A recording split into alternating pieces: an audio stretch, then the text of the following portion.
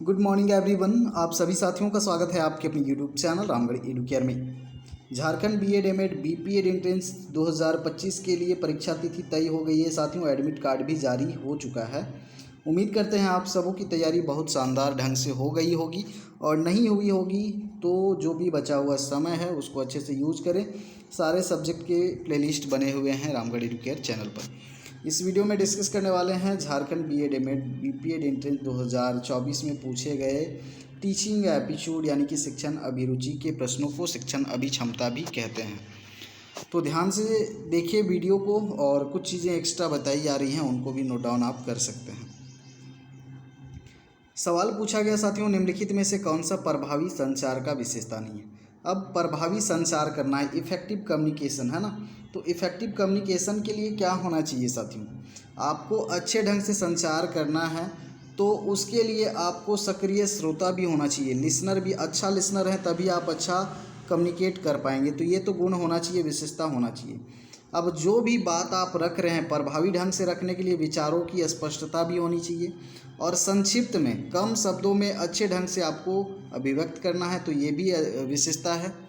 अभाव, किसी भी चीज़ का अभाव नहीं होना चाहिए साथियों, ये विशेषता नहीं हो सकता। आपके संचार में विविध दृष्टिकोणों का भी सम्मान होना चाहिए। तो प्रभावी विशेषता नहीं है, सी हो जाएगा लैक ऑफ एम्पैथी। आगे देखिए, संघर्ष समाधान कौशल इसके लिए महत्वपूर्ण है। संघर्ष समाधान कौशल इसके लिए महत्वपूर्ण है। तो संघर्ष समाधान कौशल के लिए क्या ज़रूरी है, प्रॉब्लम सॉल्विंग करना है आपको। तो कठिन परिस्थितियों से बचेंगे तो आप तो समाधान कर ही नहीं पाएंगे, ये कौशल आप में विकसित नहीं हो पाएगा। ठीक है, सकारात्मक संबंध पॉजिटिव बना सकते हैं, ये अच्छी बात है। शत्रुता और आक्रामकता को कभी भी बढ़ावा नहीं देना है, इससे समस्या समाधान नहीं होगा। अलगाव करेंगे, अलग करेंगे, ये भी समाधान कौशल को विकसित नहीं करेगा। मतलब बी वाला यहाँ पर आप सभी का हो जाएगा करेक्ट आंसर। आगे देखेंगे साथियों, स्कूली शिक्षा के संदर्भ में 21वीं सदी के कौशल का मतलब क्या होता है, रटने का तो ये नहीं है ना। आधुनिक दुनिया में सफलता के लिए आवश्यक कौशल जैसे आलोचनात्मक सोच और रचनात्मकता, ये आपके स्किल में आ जाएंगे। बाकी पुरानी जो शैक्षिक पद्धतियां हैं, प्रथाएं हैं, याद करना, ये सब तो नहीं है कौशल का मतलब, स्किल। आगे देखें, सावधानी के बारे में निम्नलिखित में से कौन सा कथन सत्य है। सावधानी सावधानी सावधानी बरतना है तो कौन सा सत्य है। इससे पिछली गलतियां पर ध्यान देना। देखिए, सावधानी आप करंट सिचुएशन में देते हैं ना, जब कोई कार्य कर रहे होते हैं, तो ये पिछली गलतियां से संबंधित है ही नहीं। विचलित सोच को प्रोत्साहित करता है, मन को विचलित कभी नहीं करना है। ठीक है, सावधानी में विचलित होंगे तो और भी नुकसान हो सकता है, तो विचलित नहीं होना है, इसको प्रोत्साहित नहीं करना। यह वर्तमान क्षण पर ध्यान और जागरूकता को बढ़ावा देता है, सही बात है ये। ऑप्शन सी हो जाएगा यहाँ पर। अभिवृत्ति भाषा कौशल और ज्ञान उत्पाद किसके उत्पाद हैं। जब हमारे में एटीट्यूड आएगा, लैंग्वेज स्किल्स आएंगे, नॉलेज आएंगे, किसके प्रोडक्ट हैं। ये प्रोडक्ट है लर्निंग के, सीखना के। जब हम सीखेंगे तभी हमारे में एटीट्यूड आएगा, लैंग्वेज के स्किल्स आएंगे और ज्ञान का भंडारण होगा। ऑप्शन ए हो जाएगा यहाँ। आगे देखेंगे साथियों, शिक्षक मुख्य रूप से निम्नलिखित में से किन विधियों द्वारा विद्यार्थियों के व्यवहार का अध्ययन करते हैं। आपको विद्यार्थियों का व्यवहार का अध्ययन करना है ना, एक विद्यार्थी का नहीं। सिंगल विद्यार्थी रहता तो हम इंटरव्यू में माध्यम से कर सकते थे, एक्सपेरिमेंट भी नहीं कर सकते। ठीक है, बहुत अधिक विद्यार्थी हैं, समूह में हैं, तो उनका हम क्या करेंगे, अवलोकन करेंगे, ऑब्जर्वेशन करेंगे। आगे पूछा गया, निम्नलिखित में से कौन सा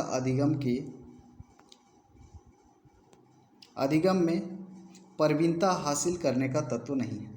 अधिगम में, सीखने में आपको प्रवीण होना है, तो कौन सा तत्व महत्वपूर्ण नहीं है। वैकल्पिक पाठ्यपुस्तक का उपयोग, शिक्षण के वैकल्पिक तरीके, बाल केंद्रित सीखने की गतिविधियां, समूह शिक्षण। अब देखिए, आपको अधिगम में सीखने में क्या करना है, प्रवीणता हासिल करना है। ठीक है,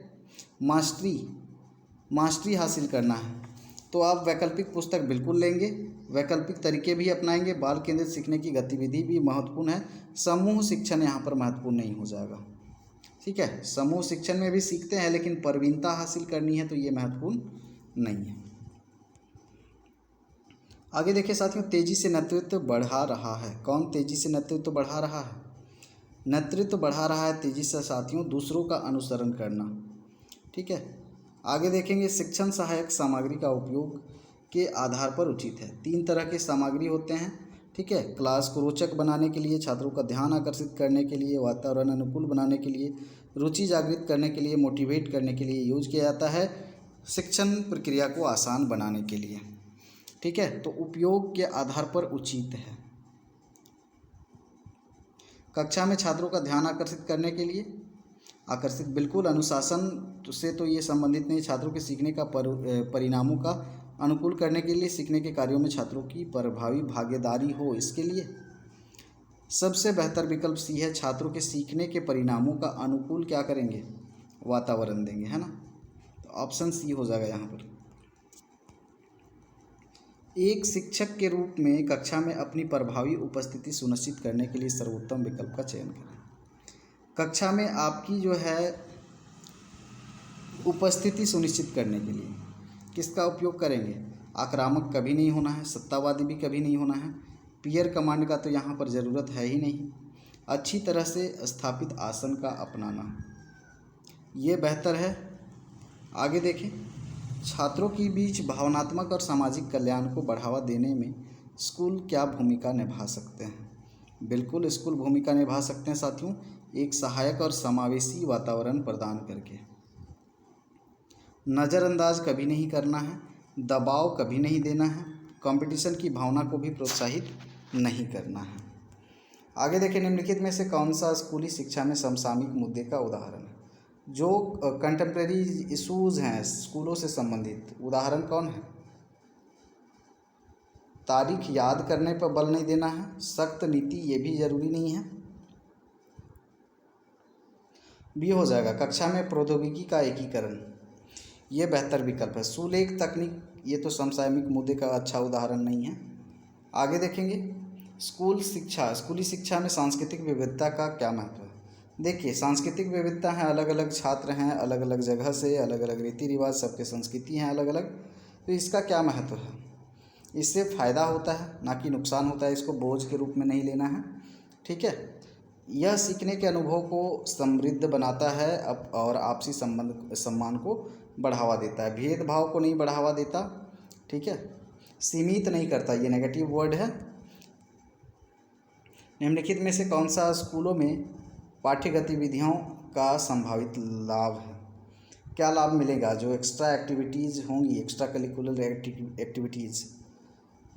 सामाजिक कौशल में कमी तो नहीं होगा, गतिविधि से तो सामाजिक कौशल बढ़ेगा, नए अनुभव तो आएंगे, सीमित नहीं होंगे, तो ये तो गलत हो जाएगा। टीम वर्क और नेतृत्व कौशल में विकास देखने को मिलेगा अगर गतिविधियों में पार्टिसिपेट करते हैं, तो दबाव नहीं होगा। आगे देखें, स्कूली छात्रों के बीच पर्यावरण जागरूकता को बढ़ावा दे सकते हैं। पर्यावरण जागरूकता को बढ़ावा दे सकते हैं कैसे, हतोत्साहित नहीं करना है बाहरी गतिविधियों को, नज़रअंदाज तो कभी नहीं करना है। ठीक है, पाठ्यक्रम में पर्यावरण संरक्षण पर पाठ जोड़कर ये कर सकते हैं। वातावरण बनाए के संसाधन को बर्बाद करके, ये तो गलत है, बी वाला यहाँ पर पॉजिटिव आंसर है आपका। आगे देखेंगे, सीखने को प्रभावी बनाने के लिए एक लक्ष्य के संदर्भ में सार्थक होगा। सीखने को प्रभावी बनाना है, इफेक्टिव बनाना है, तो क्या होनी चाहिए। सबसे महत्वपूर्ण है छात्रों की आवश्यकताएं और उद्देश्य।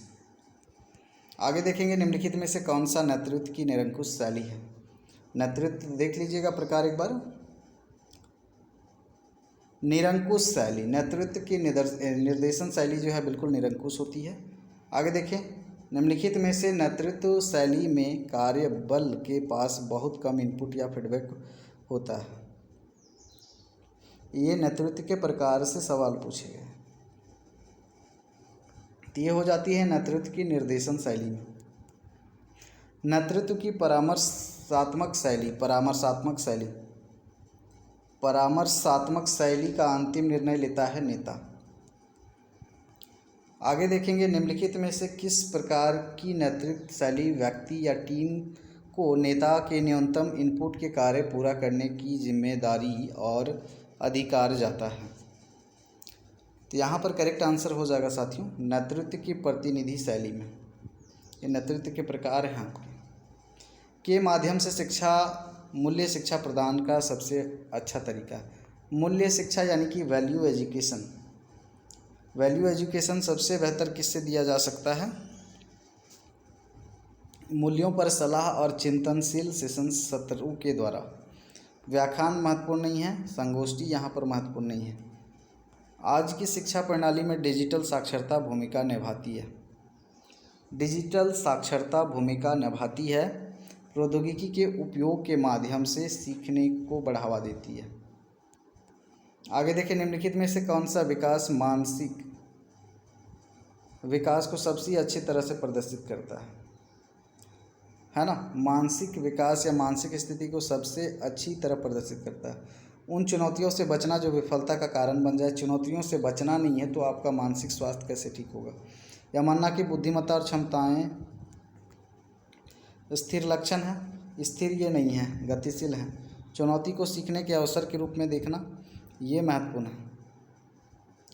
ठीक है, ऑप्शन सी हो जाएगा यहाँ पर। आगे देखिए, स्वयं सेवा का छात्रों पर क्या प्रभाव पड़ता है? स्वयं सेवा करेंगे छात्राएं तो क्या प्रभाव पड़ेगा? यहाँ पर प्रभाव पड़ेगा सामाजिक जिम्मेदारी आएगी और सामुदायिक भागीदारी को बढ़ाएगा। ये सीमित नहीं करेगा, कम नहीं होगा। ठीक है, केवल शैक्षणिक उपलब्धि को ही नहीं बढ़ाएगा, बहुत सारी चीज़ें बढ़ेंगी। आगे देखिए, कक्षा कक्ष संघर्षों के प्रबंधन के लिए कौन सी तकनीक सबसे प्रभावी है? कक्षा कक्ष संघर्षों के प्रबंधन के लिए कौन सी तकनीक सबसे प्रभावी है? 85 का यहाँ पर क्या हो जाएगा? सी हो जाएगा। खुले संवाद और परिप्रेक्ष्य को समझने की सुविधा प्रदान करना। आगे देखिए, निम्नलिखित में से कौन सा प्रभावी नेतृत्व के लिए आवश्यक नेतृत्व कौशल नहीं है? प्रभावी लीडरशिप करना है तो कौन सा जरूरी नहीं है स्किल? नज़रिया होना चाहिए, सशक्तिकरण, अंतर्ज्ञान होना चाहिए। धमकी देके आप अच्छा नेतृत्व नहीं कर सकते, तो यहाँ डी हो जाएगा आपका। एक प्रभावी नेता किन मूल्यों पर ध्यान केंद्रित नहीं करता है? किन मूल्यों पर ध्यान केंद्रित नहीं करता है प्रभावी नेता? विश्वास सम्मान पर बिल्कुल करेगा, खुलापन टीमवर्क का भी गुण रहेगा, विघटन पर नहीं, डिसइंटीग्रेशन नहीं करेगा, इंटीग्रेशन करेगा। आगे पूछा गया, निम्नलिखित में से कौन सा इंटरपर्सनल कौशल को सर्वोत्तम रूप से परिभाषित करता है? Interpersonal communication. तो इंटरपर्सनल कम्युनिकेशन में क्या होता है साथियों? दूसरों के साथ प्रभावी ढंग से संवाद करने की जो क्षमता है। ठीक है, इंट्रा में उसका अपोजिट हो जाता है। इंट्रापर्सनल कौशल के मुख्य रूप से शामिल होते हैं, तो इसमें शामिल हो जाते हैं आपके आत्मचिंतन और आत्म जागरूकता। इसमें सेल्फ टॉक होता है, खुद से बात होता है, स्वयं से, किसी दूसरे की आवश्यकता नहीं पड़ती इंट्रापर्सनल में। भावात्मक बुद्धिमत्ता से तात्पर्य है, भावात्मक बुद्धिमत्ता भाव से जुड़ा है, आपकी भावनाओं से, है ना? तो जटिल समस्याओं से तो संबंधित नहीं है, अपनी भावनाओं को समझने और प्रतिबंधित करने की क्षमता। ठीक है, बात यहाँ पर बी आपका हो जाएगा करेक्ट आंसर। अवलोकन सीखने में होते हैं। अवलोकन, ऑब्जर्वेशन क्या होते हैं? ऑब्जर्वेशन जो है, इसे ध्यान और अवधारणा तो आती है सीखने में। ठीक है, ध्यान और सुदृढ़ीकरण नहीं होता है, उत्पादन और प्रतिक्रिया और साथ ही साथ प्रेरणा। ऑप्शन ए हो जाएगा यहाँ पर करेक्ट आंसर।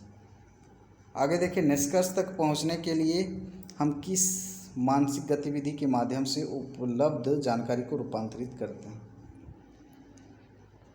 निष्कर्ष, कंक्लूजन तक पहुंचना है तो क्या करेंगे? अंतिम में क्या करते हैं? कंक्लूड करते हैं, तर्क करते हैं। आगे देखें, युवा किशोर अपने को अभिव्यक्त करने के लिए विद्रोह करते हैं। किशोरावस्था जो है साथियों, बहुत ही खतरनाक काल कह सकते हैं या अवस्था कह सकते हैं। ये 12 से 18 साल का है। इसमें बच्चों के जो मानसिक विकास, शारीरिक विकास तेज़ी से हो रहे होते हैं। इनमें स्वतंत्रता की भावना आ जाती है, इनको लगने लगता है कि अब हम बहुत बड़े हो चुके हैं, तो ये विद्रोह शुरू करने लगते हैं, है ना? बात बात पे रोकने टोकने लगते हैं, रिप्लाई करने लगते हैं। आगे देखिए, भाषा कौशल सिखाया जाना चाहिए कैसे? लैंग्वेज स्किल कैसे सिखाया जाना चाहिए साथियों? नकल को कभी भी बढ़ावा नहीं देना है, एकांत में भाषा नहीं सीख सकते, स्पष्ट व्याख्याताओं के माध्यम से, ये जरूरी नहीं है एकीकृत तरीके से। बहुविकल्प प्रश्नों के मामले में निम्नलिखित में से कौन सा कथन सत्य नहीं है? बहुविकल्पीय प्रश्न क्या सत्य नहीं है? एक अनुभवहीन शिक्षक भी प्रश्नों को आसानी से तैयार कर सकता है? बिल्कुल नहीं, ये इतना आसान काम नहीं है। तो यही सत्य नहीं है साथियों, सत्य नहीं है पूछा है। आगे देखें, निम्नलिखित में से कौन सा भावनात्मक परिपक्वता का संकेत है? भावनात्मक परिपक्वता की भावनात्मक रूप से आप परिपक्व हो गए हैं। कठिन परिस्थितियों में आवेगपूर्ण प्रतिक्रिया करेंगे तब तो आप तो भावात्मक परिपक्व हैं ही नहीं। व्यक्तिगत गलतियों के लिए दूसरे को दोष देंगे तो ये तो आप में परिपक्वता है ही नहीं। किसी के कार्यों के लिए जिम्मेदारी स्वीकार करना, ये महत्वपूर्ण है। तो ये भावात्मक परिपक्वता का, मैच्योरिटी का संकेत है। आगे देखें, पारस्परिक संबंधों में तदनुभूति का क्या महत्व है? पारस्परिक संबंध का बात हो रहा है, तदनुभूति का क्या महत्व है? यह दूसरे को समझने तथा उनसे जुड़ने में मदद करता है साथियों। आगे देखिए, सामाजिक समायोजन से तात्पर्य किसी व्यक्ति की क्षमता से है। सामाजिक समायोजन मतलब जो भी सिचुएशंस आती हैं उनके अनुरूप खुद को ढाल लेते हैं, यही तो है समायोजन। तनाव से निपटने के लिए निम्नलिखित में से कौन सा एक स्वस्थ मुकाबला तंत्र नहीं है? व्यायाम से आप बिल्कुल मुकाबला कर सकते हैं। दोस्तों के साथ मेलजोल अच्छी बात है। मादक द्रव्यों का सेवन, नशीली पदार्थों का सेवन नहीं करेंगे, ये स्वस्थ मुकाबला नहीं कर पाएगा, ठीक है, तनाव से निपटने के लिए। आगे सवाल, अंतिम सवाल 2024 का, स्कूलों में धमकाने के गंभीर परिणाम हो सकते हैं जिनमें शामिल हैं। स्कूल में अगर धमकाते हैं बच्चों को तो क्या हो सकता है? शैक्षिक प्रदर्शन में वृद्धि तो नहीं होगी। आत्मसम्मान में सुधार होगा? ऐसे में कभी नहीं। पीड़ित पर दीर्घकालिक मनोवैज्ञानिक प्रभाव पड़ जाएगा। ऑप्शन सी हो जाएगा। तो जितने भी टॉपिक्स हैं सारे सब्जेक्ट के, सभी प्लेलिस्ट हैं, मैराथन वगैरह, आप लोग प्लेलिस्ट वगैरह जाके खंगालिए, देखिए, समय कम है। बाकी एग्ज़ाम के लिए आप सभी को बेस्ट ऑफ लक। धन्यवाद।